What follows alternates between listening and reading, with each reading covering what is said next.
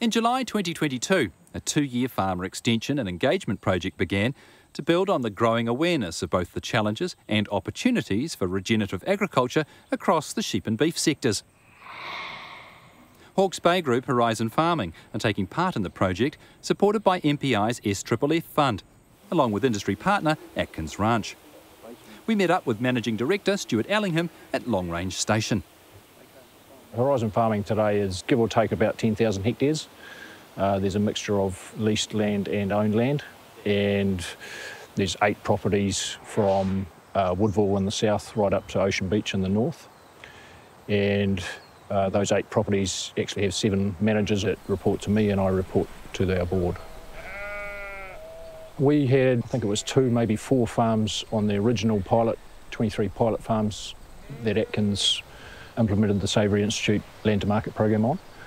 We could see how it could be of huge benefit to what we were producing on farm, and it was also an opportunity for us to put a telescope on our business and see how we fitted under a third-party verification program in their US measurement system. Well, you can see from the cattle how well they're doing.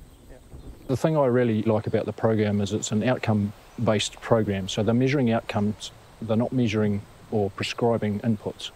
So they're not saying you can and can't do this or that. They're saying we're going to measure your soil health yearly and then do a very in-depth one every 5 years.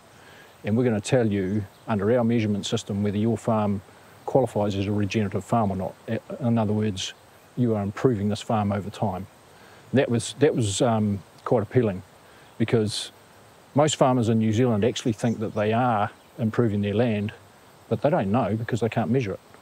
The measurements are based around soil health, so they're measuring all sorts of things. Biodiversity in the land, the cover of the land, so bare soil is a big no-no, so we've got to keep high covers, which is rotational grazing, which is pretty much what we do anyway.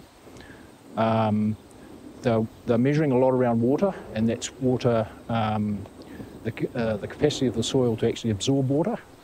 Water efficiency is massive.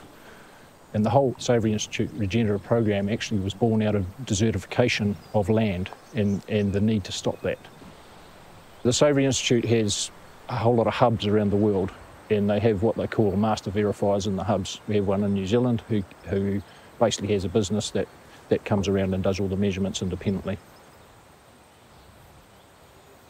I've been into the States a number of times now and seeing the product and other products in Whole Foods. There is definitely a demand for regen labelled products in the marketplace. And so why wouldn't we try and capitalise on that?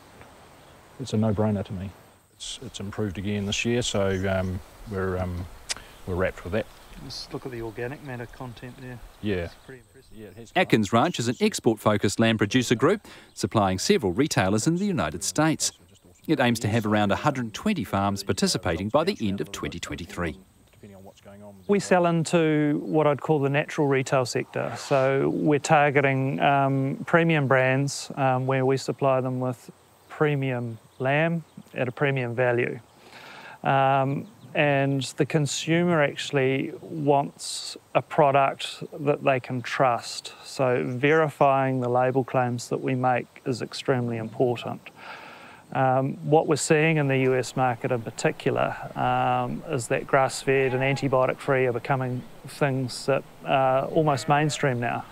And other things like animal welfare and now sustainability and regen, which is a really broad sort of term, becoming more popular as people start to develop a conscience about their impact on the climate. We began this journey in 2019, and at that stage there were really only 2 bodies that were doing accreditation for regenerative agriculture. To us, Savory was the best fit. The benefits of Savory is they've actually got and are developing further an existing network of like-minded companies, and that brings significant value to us when we're trying to add value to the lambs that we're harvesting. We get one shot at extracting that value, so the better the network we can develop, the more premiums we can bring back to the farmer.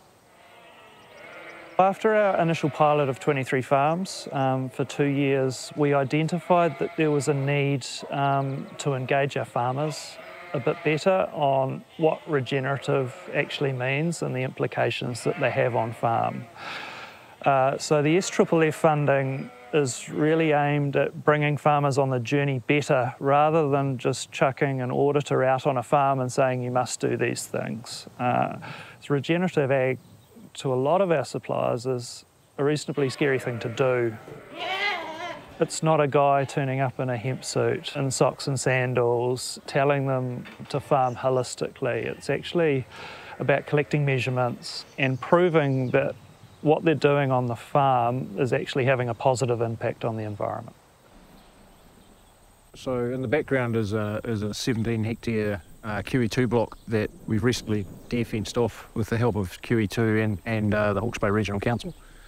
It's one of 6 QE2 blocks we've got across this property. About 60 odd hectares in total of QE2 we've got on long range.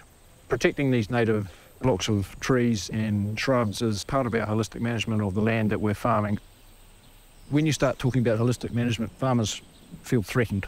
You know, it's a scary word. To me, holistic management is not only about improving your land, but it's creating a culture in your farming business where you're looking after land, people, and the environment. It's a combination of all three.